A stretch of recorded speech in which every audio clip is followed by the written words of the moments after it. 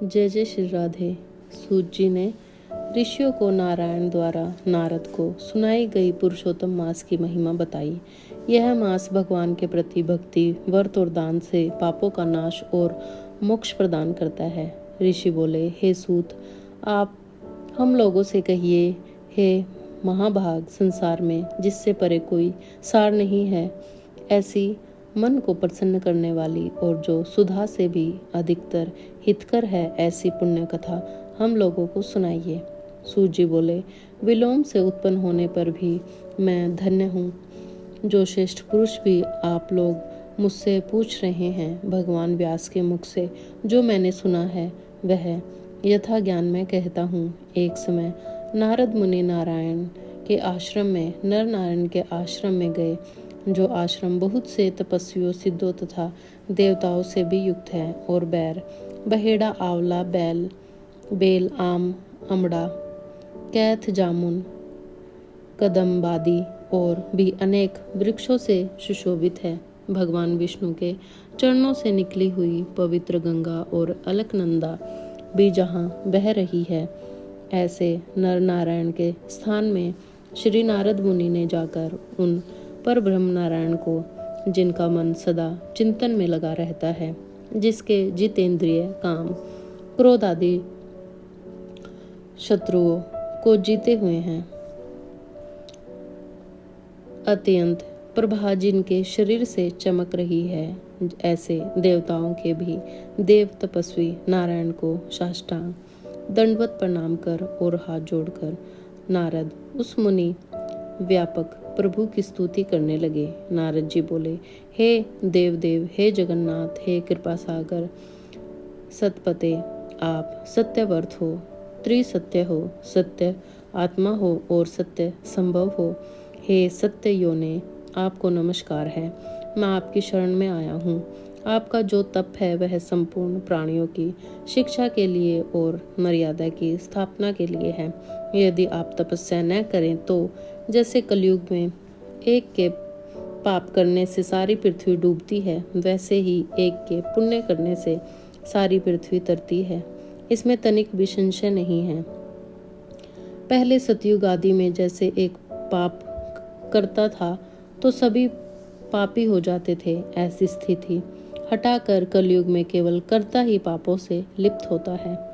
यह आपके तप की स्थिति है। हे भगवान, कली में जितने प्राणी हैं सब विषयों में आसक्त हैं। स्त्री पुत्र ग्रह में लगा है चित्त जिनका, ऐसे प्राणियों का हित करने वाला जो है और मेरा भी थोड़ा कल्याण हो, ऐसा विषय विचार कर केवल आप ही कहने के योग्य हैं। वही आपके मुख से सुनने की इच्छा से मैं ब्रह्मलोक से आया हूँ। आप ही उपकार प्रिय विष्णु हैं, ऐसे वेदों में मिश्रित हैं, इसीलिए लोकोपकार के लिए कथा का सार इस समय आप सुनाइए, जिसके श्रवण मात्र से निर्भय मोक्ष पद को प्राप्त करते हैं। इस प्रकार नारद जी का वचन सुन भगवान ऋषि आनंद से खिलखिला उठे और भुवन को पवित्र करने वाली पुण्य कथा आरंभ की। श्री नारायण बोले, हे नारद, गोपों की स्त्रियों के मुख कमल के भ्रमर, रस के ईश्वर, रसिकों के आभरण, वृंदावन बिहारी, वृक्ष के पति आदि पुरुष भगवान की पुण्य कथा को कहता हूँ, जो निमेष मात्र समय में जगत को उत्पन्न करने वाले हैं। उनके कर्मों को, हे वत्स, इस पृथ्वी पर कौन वर्णन कर सकता है। हे नारद मुने, आप भी भगवान के चरित्र का सरस सार जानते हैं और यह भी जानते हैं कि भगवत चरित्र वाणी द्वारा नहीं कहा जा सकता। तथापि अद्भुत पुरुषोत्तम महात्म्य आदर से कहते हैं। यह पुरुषोत्तम महात्म्य दरिद्रता और वैधव्य को नाश करने वाला, यश का दाता एवं सतपुत्र और मोक्ष को देने वाला है। अतः शीघ्र ही इसका प्रयोग करना चाहिए। नारद बोले, हे मुने, पुरुषोत्तम नामक कौन देवता है, उनका महात्म्य क्या है, यह अद्भुत सा प्रतीत होता है। अतः आप मुझसे विस्तार पूर्वक कहिए। सूत जी बोले, श्री नारद का वचन सुन नारायण क्षण मात्र पुरुषोत्तम में अच्छी तरह मन लगाकर बोले। श्री नारायण बोले, पुरुषोत्तम, यह मास का नाम जो पड़ा है वह भी कारण से युक्त पुरुषोत्तम मास के स्वामी दया सागर पुरुषोत्तम ही हैं। इसीलिए ऋषिगण इसको पुरुषोत्तम मास कहते हैं। पुरुषोत्तम मास के व्रत करने से भगवान पुरुषोत्तम प्रसन्न होते हैं। नारद जी बोले, चैत्रादि मास जो है वे अपने अपने स्वामी देवताओं से युक्त हैं, ऐसा मैंने सुना है, परंतु उनके बीच में पुरुषोत्तम नाम का मास नहीं सुना है। पुरुषोत्तम मास कौन है और पुरुषोत्तम मास के स्वामी कृपा के निधि पुरुषोत्तम कैसे हुए? हे कृपा निधि, यह आप मुझसे कहिए।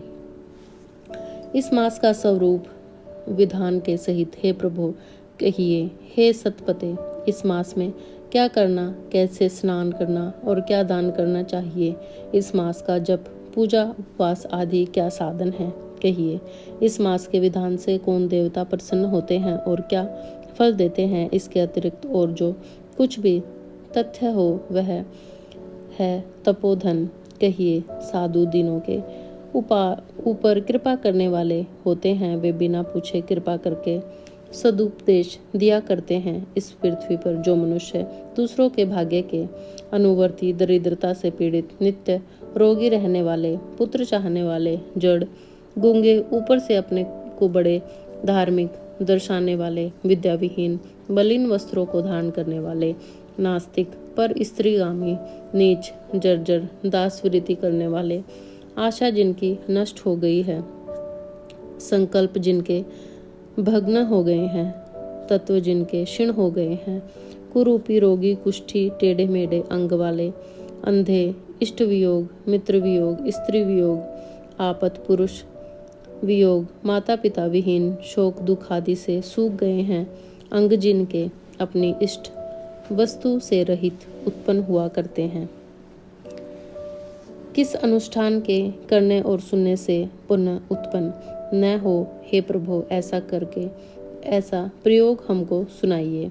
वेधव्य, वंध्यादोष, अंगहीनता, दुष्ट व्याधियां, रक्तपित्त आदि, मिर्गी, राज्यक्षमादि जो दोष हैं, इन दोषों से दुखित मनुष्यों को देखकर हे जगन्नाथ, मैं दुखी हूँ, अतः मेरे ऊपर दया करके हे ब्राह्मण मेरे मन को प्रसन्न करने वाले विषय को विस्तार से कहिए। हे प्रभु, आप सर्वज्ञ हैं, समस्त तत्वों के आयतन हैं। सूत जी बोले। इस प्रकार नारद के परोपकारी मधुर वचनों को सुनकर देव नारायण चंद्रमा की तरह शांत महामुनि नारद से नए मेघ के समान गंभीर वचन बोले। जय जय श्री राधे।